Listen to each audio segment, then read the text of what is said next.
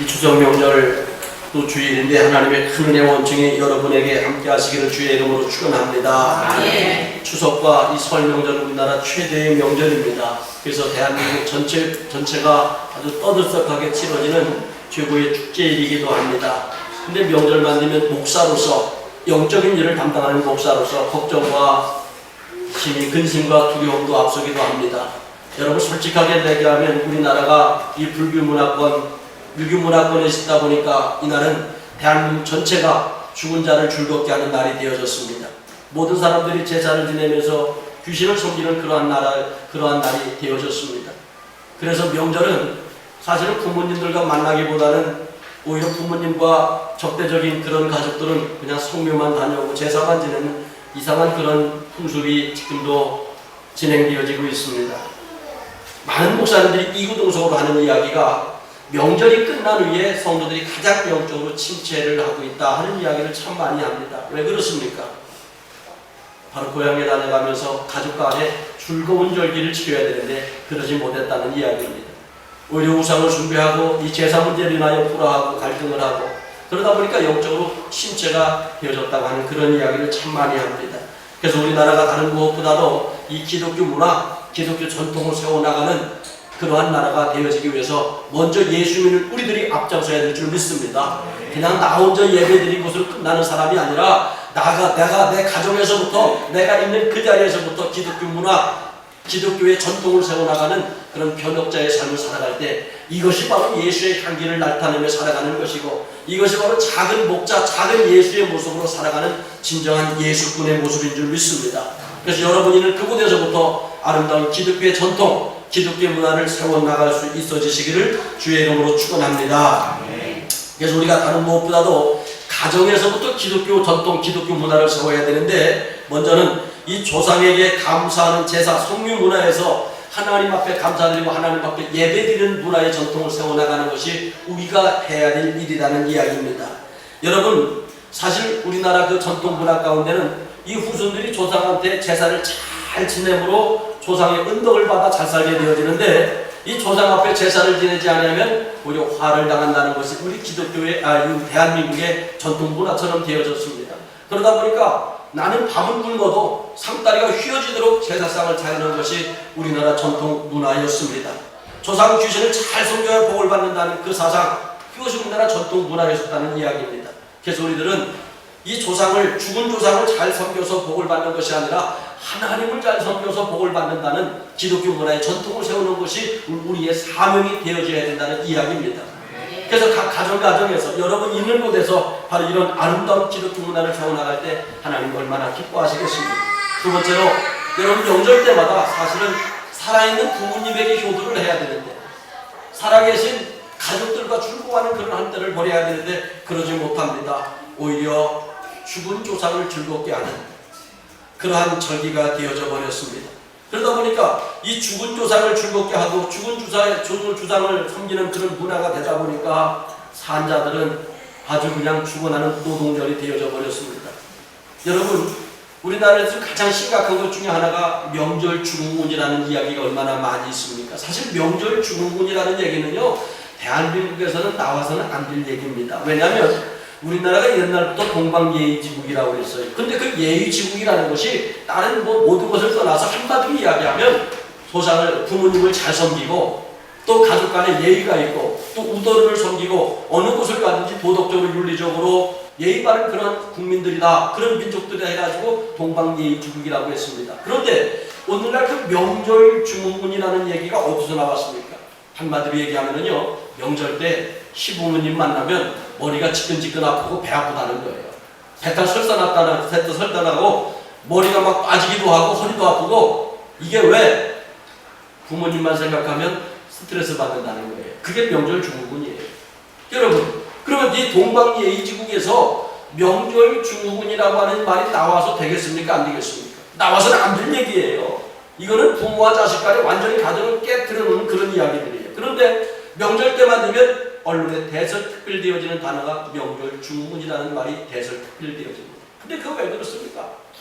제가 보니까요 한마디로 얘기하면 바로 그겁니다. 죽은 조상을 즐겁게 하다 보니까 아주 그냥 죽어나는 거예요. 산자들의 문화가 아니라 이 산자들이 즐겁게 하나님 앞에 감사하는 절기가 아니라 죽은 자를 섬기는 문화다 보니까 오히려 살아있는 사람들은 그것을 하다 보니까 죽어나는 거예요. 제사 문제의 갈등과 또 제사상을 차리는 그러한 문제에서부터 여러분, 귀신이 역사하는 것에 즐거움이 있습니까? 귀신은 어둠의 영입니다. 어둠의 영이다 보니까 모든 사람들이 힘들어하고 어려워지는 거예요. 그러니까 그렇게 한번 가서 죽은 자를 즐겁게 하고 가정에 돌아오니까 차 안에서 뭐가 됩니까? 그때부터 다툼이 시작되어지고, 그리고 집에 와가지고는 그때부터 스트레스가 되어지는 거예요. 어떻게 하면 다음 명절에는 시부모 만나지 않을까? 어떻게 하면 시댁에 가지 않을까? 이것 때문에 그때부터 고민을 하는 것이 지금 대한민국이 되어져 버렸습니다. 그리고 나서 명절만 끝나면 이혼율이 제일 많이 높아졌다고 해요. 그래서 명절 끝나면 그때부터 3달 안에 이혼율이 가장 높아졌다는 것이 통계적으로 늘 여러분 뉴스를 통하여 접하고 있지 않습니까? 이게 왜 그렇습니까? 죽은 자를 즐겁게 하는 그런 문화 가운데 산자들이 억압을 받고 있다는 이야기예요. 산자들이 즐거워하지 못하고 있다고 하는 그러한 문제가 오늘 여기에서 나오는 것입니다. 여기는 성경 본문에 보면 그런 말씀이 나와요. 자, 오늘 성경 본문 신명기 16장 14절에 보면 그런 말씀이 나옵니다. 절기를 지킬 때에는 너와 내 자녀와 노비와 내 성중에 거주하는 레위인과 객과 고아와 과부가 함께 즐거워하되 하는 말씀이 나와요. 그러니까 절기는 뭡니까? 명절이에요. 명절. 우리나라에 보면 추석 명절, 설 명절, 이 절기를 지킬 때는 첫째, 내가 즐거워해야 된다는 거예요. 그리고 두 번째, 내 자녀, 바로 자녀들이 즐거워, 그러니까 가족이 즐거워해야 된다는 거예요. 근데 여러분, 이거 살아있는 가족을 이야기하는 거예요. 살아있는 가족이 즐거워야 되고, 두 번째, 가정에서 묵묵하게 일하는 노비. 그날은 나와 내 가족만 즐거워하는 것이 아니라 노비, 노예들까지도 즐거워할 수 있는 그러한 절기가 돼야 되고, 두 번째, 또 성중에 거주하는 레위인과 여러분 농사를 짓지도 못하고 수확도 없는 이 레위인들, 하나님을 섬기는 레위인들과 함께 즐거워하고, 그리고 고아와 과부와 함께 즐거워하되, 그러니까 내가 만나는 모든 사람들과 함께 즐거워하는 것이 하나님이 요구하시는 절기, 하나님이 만드신 절기란 말이에요. 그러니까 우리 주변에 힘들어하는 사람, 또 어려운 사람 얼마나 많이 있습니까? 가족 간에도 만나면 오히려 가족 간에도 이 형제들도 그런 것 같아요. 잘 살고 좀 어깨에 힘이 들어간 형제들은 큰 소리를 치는데, 그렇지 못한 형제들은 만나면 얼마나 힘들어합니까? 그럼 너는 왜 그 모양 그 꼴로 사니? 그를 면박 주는 것이 아니라 그를 위로해주고 보호해주고 방법도 좀 찾고, 여러분 그런 명절이 된다면 얼마나 행복한 명절이 되겠습니까? 이것이 하나님이 우리에게 지키시는 명절인데 우리나라는 지금 그런 명절이 아니란 말이에요.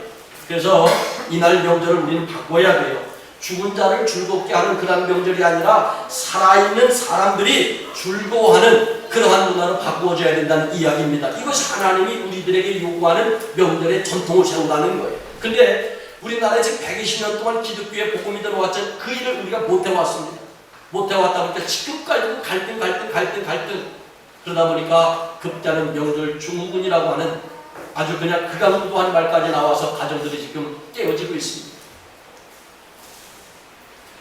그래서 여러분들이 다른 무엇보다도 내가 만나는 모든 사람들과 함께 즐거워하는 최고의 절기를 이 추석 명절로 만들 수 있는 그런 믿음이 되어주시기를 주의 이름으로 축원합니다.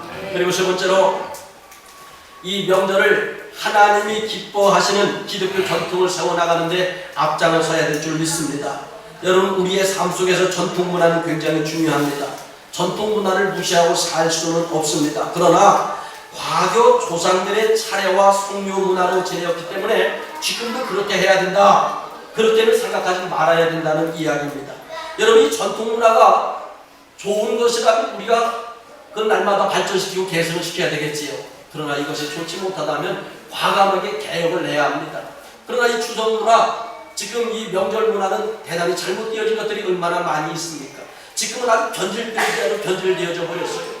저도 명절 때 이 고향에 가보면은요, 글쎄 제가 어렸을 때만 해도 기억나는 것이 명절 때는 어른들도 옷도 깨끗이 입고 어른들도 찾아뵙고 인사도 드리고 그런 문화였습니다. 근데 지금은요, 가면 가정마다 전부 다 문이 닫혀 있어요.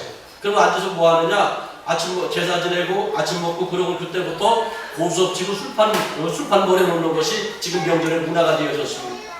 이것이 과연 하나님이 기뻐하시는 문화인지 우리 한번 깊이 생각을 해봐야 합니다.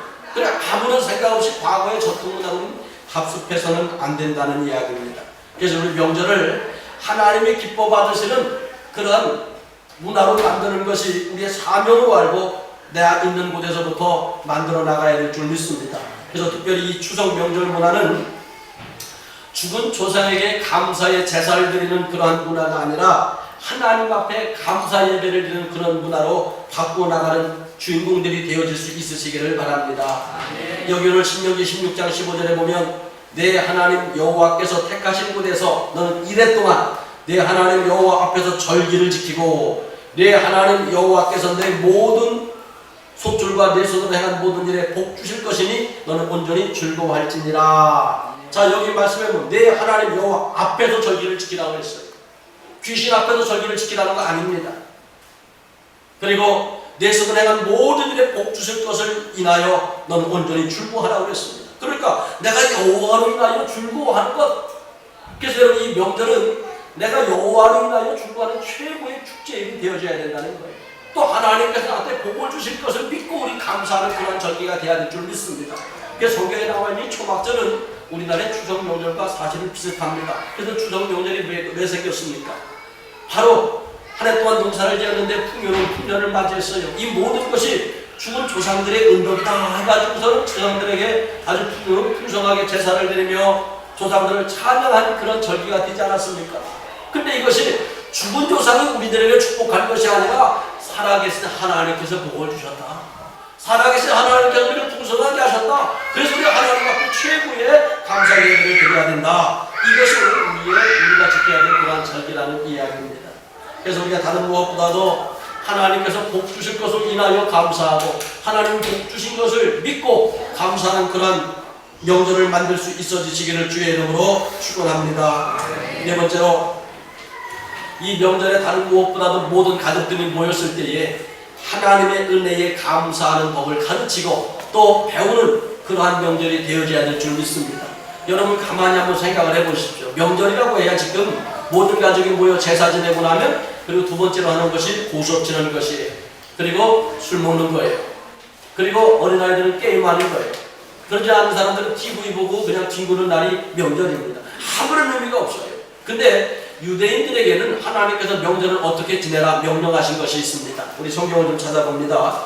오늘 본문은 잘 적어놓으시고 신명기 31장을 한번 펴보세요. 신명기 31장. 제가 가지고 있는 성경은 311면에 있습니다. 311면 9절부터 봅니다. 9절.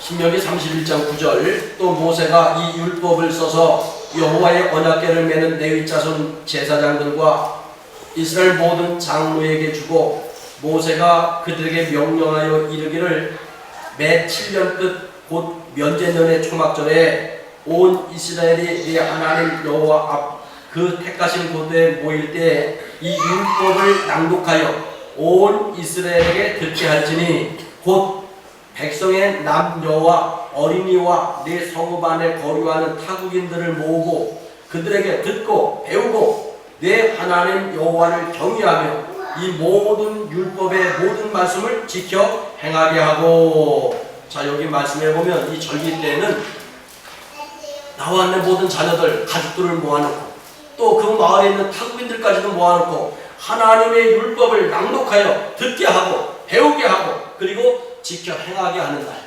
이것이 하나님께서 요구하는 명절이에요.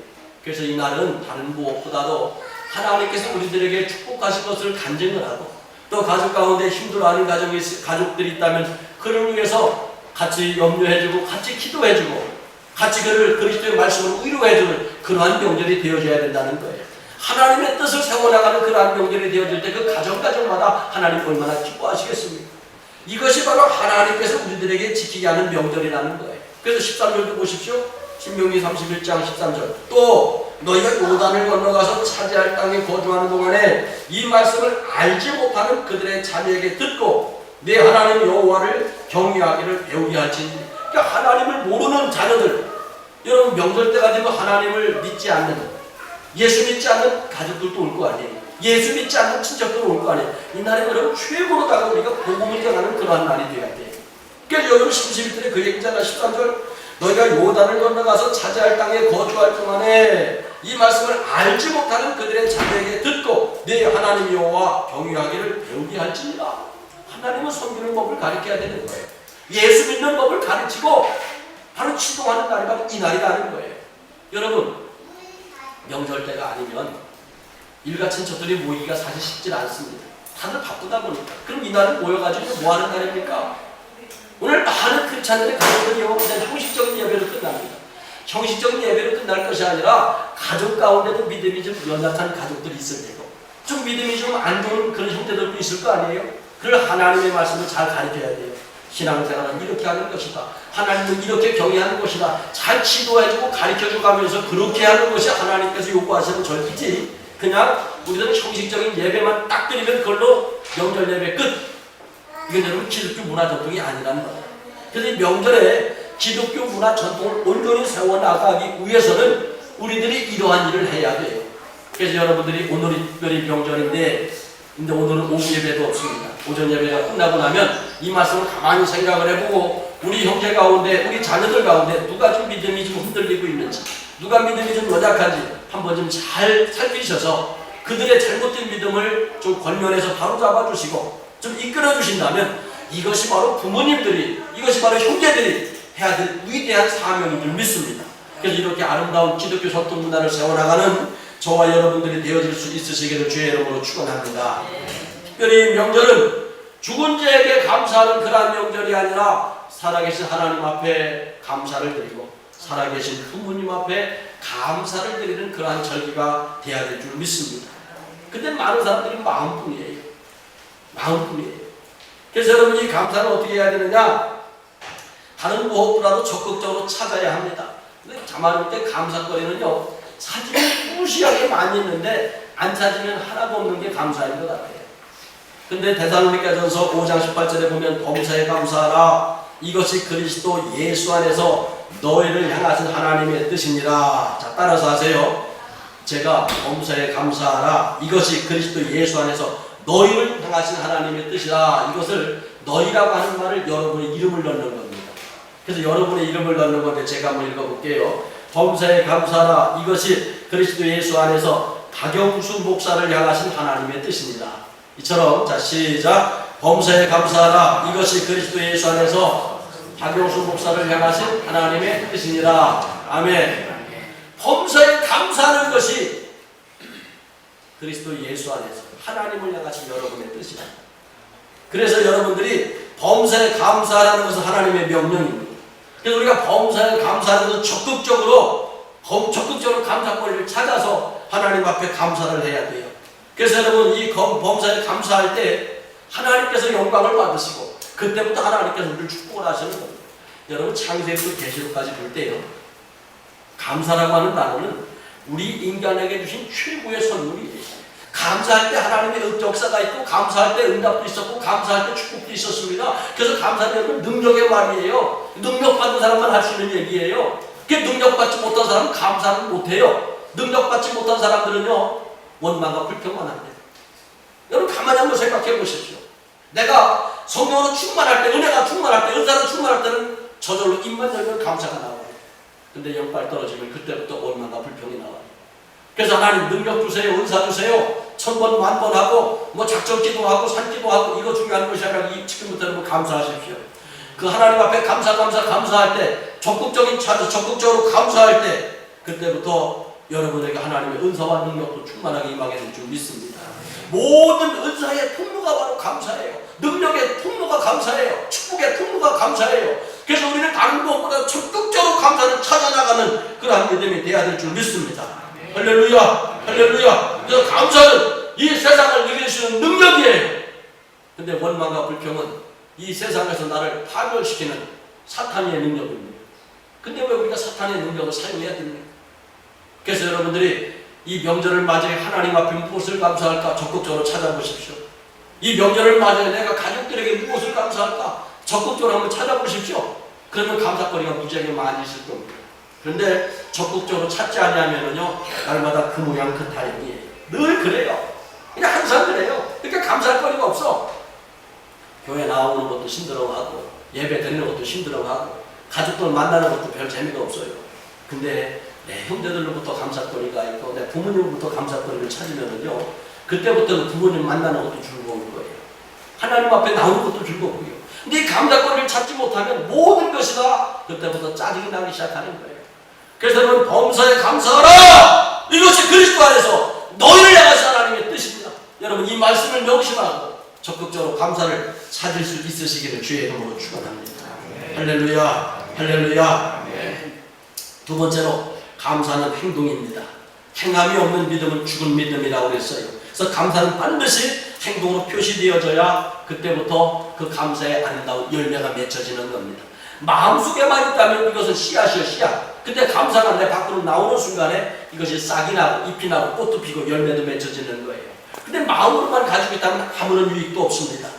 시편 50편 23절에 보면 감사로 제사를 드리는 자가 나를 영화롭게 하니니 그의 행위를 옳게 하는 자에게 내가 하나님의 구원을 보이리라. 감사로 제사를 드리는 자가 하나님의 영광 받으시고 축복하신다는 거예요. 근데 우리는 감사가 없어요. 그래서 다른 무엇보다도 여러분, 감사를 행동으로 표현해야 돼요.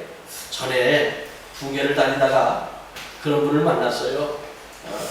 그 미국에서 정보원으로다가 대한민국에 파송이 돼가지고 이제 여기서 은퇴하고 나서 정착을 하신 그 미국 사람을 만났습니다. 그러다 보니까 이제 그분은 대한민국 이제 국적을 취득하고 그리고 한국에서 결혼해서 사시는 분인데, 우연히 이제 그분이 풍계를 갔더니 강산에 식사 대접을 한 데서 같이 식사를 하는데 그런 얘기를 해요. 자기가 한국의 정보원으로 파견이 되었을 때 한국에 대해서 무지하게 공부를 많이 했대요. 그래서 한국의 역사도 공부를 많이 했대요. 그러면서 한국의 문화와 국민 심성도 자기가 공부를 하고 연구를 했대. 근데 한국의 국민 심성을 연구를 하다 보니까 딱 그거 하나더래요. 바로 갑돌이 갑순이더래요. 그래서 갑돌이 갑순이가 전부 다 대한민국 사람들의 심성이더래요. 여러분 보세요. 난 이거 내가 미국 사람한테 들은 얘기, 충격적인 얘기를 들었어요. 갑돌이하고 갑순이는 무지하게 사랑을 했대. 아주 서로 죽을 만큼 사랑을 했대. 그런데 갑돌이는 갑순이한테 사랑한다고 말을 못했더래요. 마음뿐이었더래요. 근데 갑순이도 갑돌이를 죽을 만큼 사랑했는데 사랑한다고 고백하지 못하고 마음뿐이었더래요. 그래서 어느 날 갑순이가 시집을 갔더래요. 화가 난 갑돌이가 한없이 울었더래요. 그래서 화가 난 갑돌이도 장가를 갔더래요. 갑순이도 원없이 울었더래요. 근데 가만히 생각해 보십시오. 나 충격받았어. 이 노래가 어쩜 그렇게 대한민국 사람들의 심성이냐고. 다 마음뿐이야. 마음뿐이야.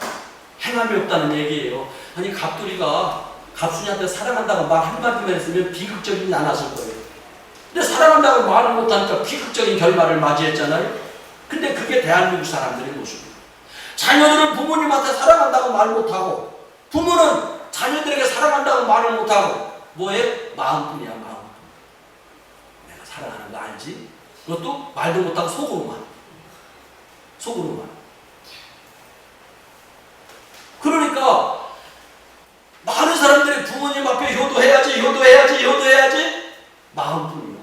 그리고 나서 부모님이 돌아가시고 나면 어떻게 합니까? 내가 살아계실 때 잘해드릴걸, 살아계실 때 내가 용돈 좀 드릴걸, 나 먹고 살기 힘들다고 내가 못해드렸대. 그리고 한탄만 하고 있잖아요. 그게 누구의 모습이에요? 우리들의 모습이에요.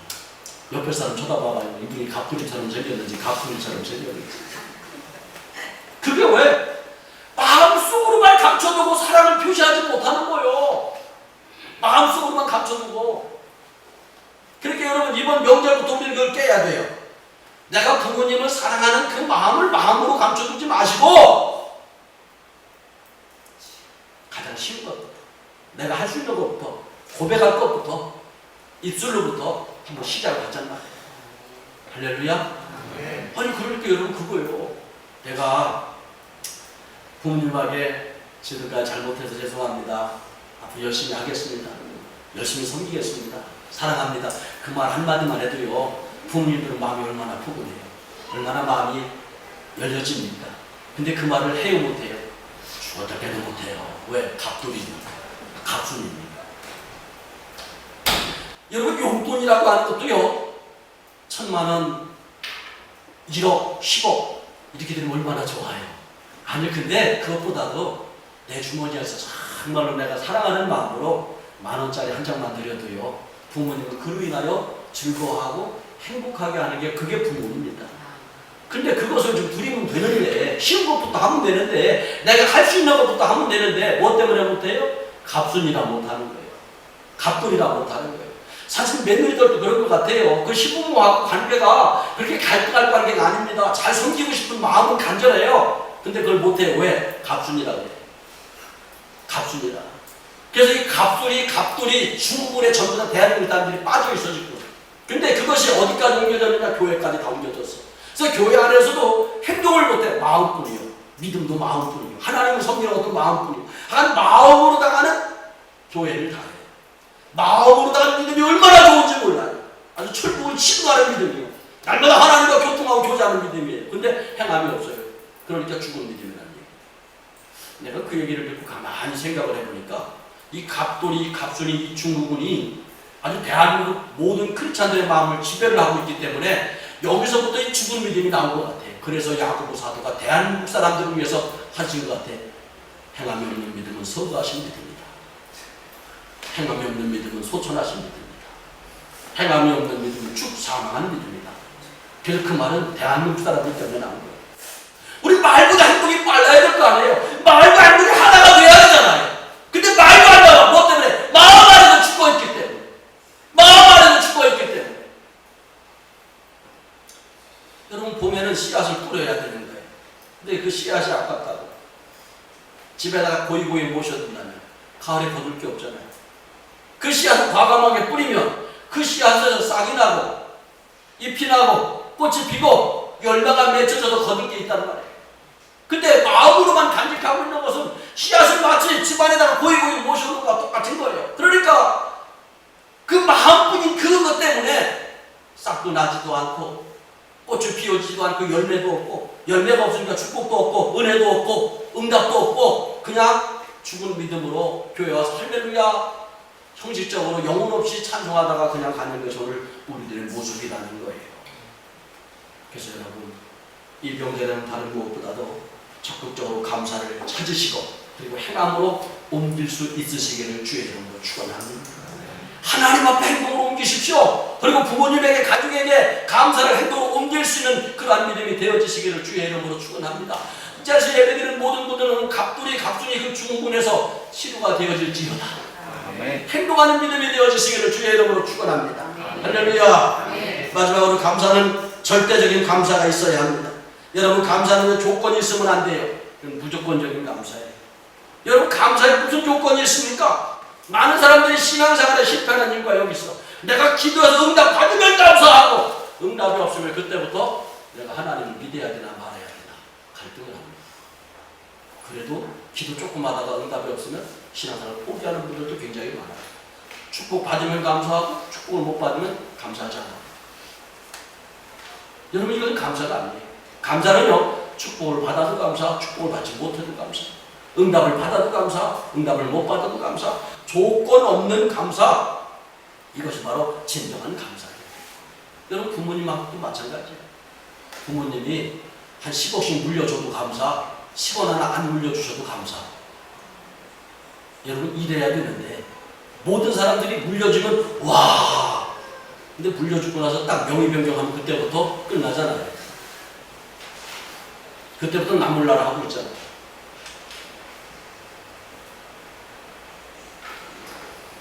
내가 힘들고 어려우면 감사도 안 해요. 서로 마음을 아프게 안 해요. 이게 왜 조건적인 감사가 지금 전부 다 망치는 거예요, 가정도. 부부간도 마찬가지야. 여러분, 남자와 여자가 만나서 부부의 열을 맺었으면 감사거리를 찾지 말고 이유 없이 무조건적으로 아내는 남편에게 감사하고 남편은 아내에게 감사하면 그 가정이 행복한 가정이 되는 거예요. 근데 감사거리를 꼭 찾잖아. 그러다 보니까 그 가정이 행복하지 못하는 거예요. 있어도 감사, 힘들어도 감사, 없어도 감사. 이렇게 되어지면 아마 이혼하는 가정이 없어질 거예요. 싸우는 가정도 없어질 거예요. 근데 좋으면 감사하고 싫으면 그때부터 짜증내기 시작을 합니다. 제가 전에 섬기던 교회에서 들었던 이야기예요. 이제 그 우사건물을 얻어가지고 개척을 했는데 그 우사 건물이 밑에는 이제 통풍이 잘 되라고 간이 뚫어져 있던 건물을 얻었어요, 제가. 그리고 그때 개척할 때 돈이 많이 없으니까 얇은 베란다를 사가지고 그걸 이제 칸막이로 다 막았어요. 그리고 거기다가 이제 보온덮개 하나 치고 비닐을 치고 그리고 좀 개척을 했어요. 근데 이제 우리 그 우사 건물 교회 뒤에 바로가 팻마루가 하나가 있었는데 동네 여자들이 다 모이는 자리예요. 그 동네 여자들이 다 모여가지고 거기서 수다 떨고 잡담하는 자리예요. 그래서 가끔 기도하러 거기 앉아있으면 별 얘기가 다 들려. 하여간 완전히 생중계가 돼. 그래서 거기 앉아서 내가 들어보면 제일 많이 하는 얘기들이 그런 얘기예요. 시부모 욕하는 거, 신랑 헐뜯는 거, 한 별의별 얘기를 다 해요. 근데 이제 그 중에 내 기억에 남는 얘기 중에 하나가 그런 얘기예요. 내가 정말로 아무개 아빠하고 사랑해서 결혼했는데 살다 보니까 사랑 그 말라비틀어진 개뼈딱이더라. 지금은 돈만 많이 있었으면 좋겠더라. 그런 얘기 많이 해요, 하네요. 그러니까 사랑도 그거 다 필요 없다는 거요. 돈만 많이 벌어오면 좋겠다. 내가 그 얘기 여러 번 들었어요. 아니, 내가 한 얘기가 아니라 거기 여자들이 잡담하면서 하던 얘기를 내가 그대로 옮기는 거예요. 그러니까 사랑도 그 말라비틀어진 개뼈딱이라는 거예요. 돈만 많이 벌어오면. 그러면 돈 벌어오면 감사, 돈 못 벌어오면 그때부터는 왼수가 되는 거예요. 이게 여러분 가정이 되어서 되겠습니까? 돈을 많이 벌어와도 감사, 돈을 적게 벌어와도 감사, 못 벌어와도 감사. 이렇게 돼야 조건 없이 무조건적으로 감사하려고 할 때 그 가정에 희망이 있고 실질적인 소망이 있는 그런 가정이 되어지지 원망과 불평하고 짜증난다고 했다면 그 가정이 여러분 질서적인 가정이 되겠습니까? 그걸로 주저앉는 가정이에요. 우리는 날마다 희망을 바라보고 소망을 바라봐야 되잖아요. 근데 그 희망과 소망은 내가 다른 무엇보다도 감사할 때부터 시작이 되어지는 거예요. 그래서 여러분 다른 무엇보다도 조건 없이 이유 없이 감사하시길 바랍니다. 예를 들어서 그런 것도 있잖아요. 남편이 몸이 아파. 몸이 아파도요. 거기서 감사권을 찾으면 얼마든지 찾을 수가 있어요. 몸이 아프다고 해서 버릴 겁니까? 이혼할 겁니까? 또 아내가 아프면 짜증만 낼 겁니까? 그래서 감사권을 찾아야 얼마나 많이 있겠습니까? 그래서 여러분 감사는요 조건이 없습니다. 무조건이에요. 이유가 없습니다. 토를 갈지 말아야 돼요. 그래서 하나님 앞에 감사도 이유 없이 감사하시고 오늘 여러분 이 명절에 가족들과 만나서도 이유 없이 감사할 수 있는 그러한 믿음이 되어지시기를 주의 이름으로 축원합니다. 주어진 상황 때문에 주어진 조건 때문이가 아니라 내가 이 세상에 살아있는 것 때문에 감사하고 이 세상에 태어난 것 때문에 감사하고 이 세상에 있는 것 때문에 감사하고 특별히 예수 그리스도의 보혈의 은총으로 죄와 사망에서 구원받은 것 때문에 하나님 앞에 감사할 수 있는 그러한 믿음이 되어지시기를 주의 이름으로 축원합니다. 하박국 선지자는 이렇게 고백을 합니다. 하박국 3장 17절로 18절에 보면 비록 무화과 나무가 무성하지 못하여 포도나무에 열매가 없으며 감람나무에 소출이 없으며 밭에 먹을 것이 없으며 우리의 양이 없으며 외양간에 소가 없을지라도 나는 여호와로 말미암아 즐거워하며 나의 구원의 하나님으로 말미암아 기뻐하리로다. 무화과 나무를 잔뜩 심었는데 열매가 하나도 열리지 못했어요. 포도나무를 잔뜩 심었는데 포도에 열매가 없어요. 감람나무를 잔뜩 심었는데 소출이 없어요. 밭에 여러 가지 곡식을 많이 뿌려놨는데 하나도 자라날 것이 없어서 소화기 없어요. 양을 기르는데 그 양에 우리의 양들이 다 도망갔어요. 소를 길러봤더니 그 외양간의 소들이 다 도망갔어요. 쫄딱 망했어요. 농사를 완전히 흉년들었어요. 먹고 살 것도 없어요. 무슨 감사가 있겠습니까? 그때 하박국 선지자는 이렇게 들어갑니다. 그러나 나는 여호와로 말미암아 즐거워하며 나의 구원의 하나님으로 말미암아 기뻐하리로다. 할렐루야. 왜? 내가 여호와로 말미암아 즐거워하고 여호와로 말미암아 기뻐할 때 하나님께서 새로운 은혜가, 새로운 축복이, 새로운 역사가 시작되고 있음을 믿으시기를 바랍니다. 할렐루야. 그래서 흉하든지 망하든지 어떤 근심과 걱정이 있든지 없든지 하나님 앞에 맡기고 검사에 감사할 때 하나님께서 우리에게 새로운 비전과 새로운 축복과 새로운 은혜를 더하실 것을 믿으시길 바랍니다. 오늘 여러분 현실을 바라보십시오. 오늘 여러분이 처해진 모습을 보십시오. 그냥 현실에 여러분 가정을 보십시오. 있으면 있는 대로 감사, 없으면 없는 대로 감사. 그래도 등 붙이고 잠잘 곳이 있다는 거 감사, 앉아있을 곳이 있다는 거 감사, 먹을 것이 있다는 거 감사, 내가 오늘 하나님 앞에 기도할 수 있는 믿음이 있다는 거 감사, 하나님을 바라볼 수 있다는 믿음이 있다는 거 감사. 그 감사로 하나님 앞에 영광 돌리는 그러한 절기가 되어지시기를 주의 이름으로 축원합니다. 기도하겠습니다.